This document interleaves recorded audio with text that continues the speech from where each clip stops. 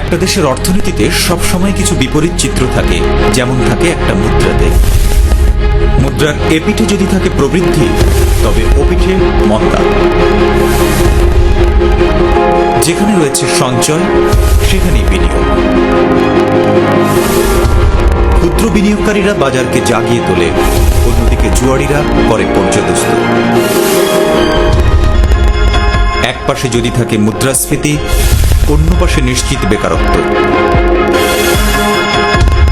আর প্রবাসীদের কষ্টার্জিত অর্থ বিফলে যায় মানি লন্ডারিং এর কারণে।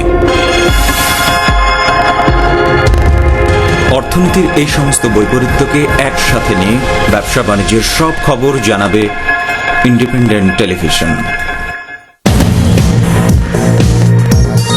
সমভূমি অঞ্চলের এই পরগাছাটি আজ জায়গা করে নিয়েছে সুন্দরবনে। এইভাবেই পথ চলতে গিয়ে ভিড়ের মাঝে লাঞ্ছনার শিকার হচ্ছেন এই নগরীর নারীরা।